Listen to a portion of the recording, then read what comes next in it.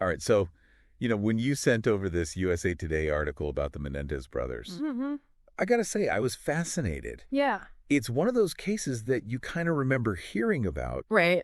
growing up. But then to see that decades after they were convicted for killing their parents, Wow. Jose and Kitty Menendez, now we're suddenly talking about like resentencing and then potentially even getting released. It is. It's crazy. It's a wild turn of events, wouldn't you say? It really is. And it makes you think about how much our justice system has changed, even in the past couple decades, and how that's impacting people who were convicted years ago. For sure. Yeah. So for everybody listening, let's sort of unpack this a little bit.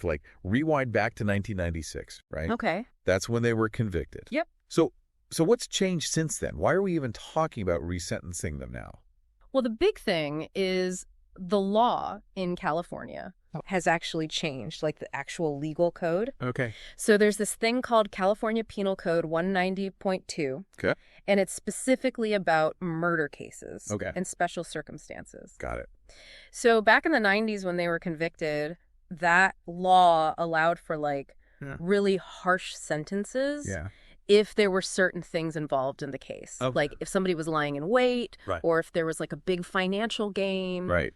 So those things could add on like extra time to someone's sentence. I see. But now they've changed that law. They've limited how much those things can actually impact a sentence. Okay. Interesting. So that's why the Menendez brothers are getting this new chance, Right. So it's not necessarily that anybody thinks that they're innocent now. Exactly. It's just the law itself. It's just the way that the law is written has changed so much. Yeah. Right. It's a technicality in a way. It's fascinating. Yeah. And so this case, going back, I was in high school.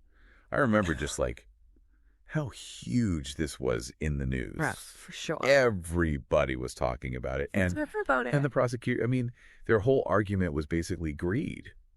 Right. Yeah, classic inheritance plot, It's trying to get their hands on the money. Exactly. But then the defense came back with a completely different story. They did, yeah. They said it was abuse. They said it was years of abuse from the parents, and that basically these murders were an act of, self-defense. Exactly. Like they were desperate. They had no other way out. It was crazy. It was crazy. And, I think that's part of why this case I think so too. became such a big deal.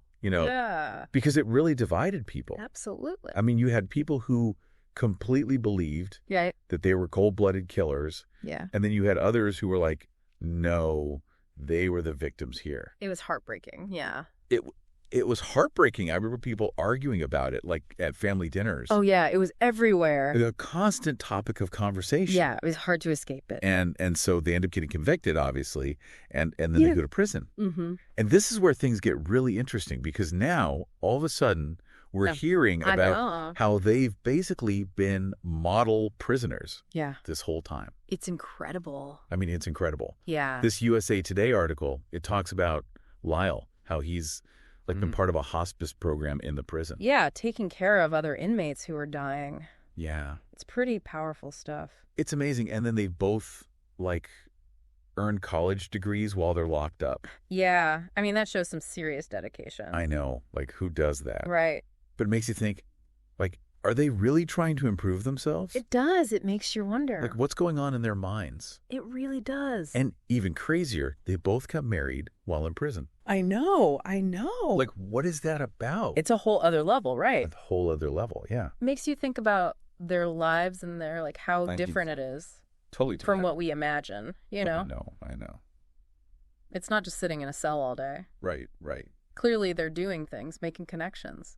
Yeah, so what do you make of this, in terms of rehabilitation? That's the big question, right? Can people who do something so horrific, can they really change? Right.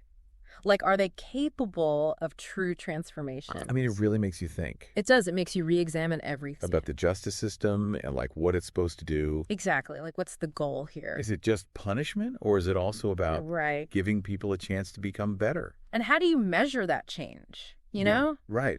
How do we know if it's genuine? Yeah, and I think, it's easy to get caught up in all of this, but I think it's really important to remember the victims in this case, too. Of course, absolutely. Jose and Kitty Menendez's family, their friends. Yeah. these people were deeply affected by this crime. It's a ripple effect. You know, the trauma just spreads outwards. Yeah, and that pain doesn't just go away. You know? Absolutely not. It stays with them. It lingers. Yeah, it lingers. Yeah. And it makes you think about, like, what does justice even mean in a situation like this? Yeah, it really does. You know, how do you balance the needs of the victims with the potential for, you know, rehabilitation of the people who committed the crime? It's a tough one. It's a tough one, yeah. It's a really difficult balance to strike. So here we are, you know, all these years later. Yeah. We've got this legal battle going on. Right. About whether or not they should be resentenced. Mm-hmm. We've got these brothers who seem to have completely turned their lives around in prison. But then we also have this huge question mark hanging over their heads. Totally. Like, what happens if they do get released? Exactly. What kind of future awaits them? Right, like can they truly reintegrate into society? Yeah, and will people even accept them? Yeah, will they be given a real chance? I mean, it's a real-life experiment in second chances. It really is. It's fascinating, but it's also, like, kind of terrifying. Yeah. I mean, there are no easy answers here. No, not at all. It's a very gray area. And that's what makes this case so compelling, I think. Absolutely. You know, it forces us to confront these really difficult questions. It does. About justice and rehabilitation and whether or not people can truly change. It's thought-provoking, for sure. It really is. It makes you consider all sides. Yeah, it's not black and white. No, not at all. It's very nuanced. Yeah, it's messy. It's messy. That's life, right? Yeah, that's life. Today is your lucky day. Today is the day that our $3 website works for you, paying you directly to your PayPal daily. Imagine $3 ongoing continuous payments to your PayPal account. Imagine falling asleep and waking up to $300 in your PayPal account. How would this make you feel? How could this help you? What bills could you pay? What kind of fun could you have? What does that retirement look like now?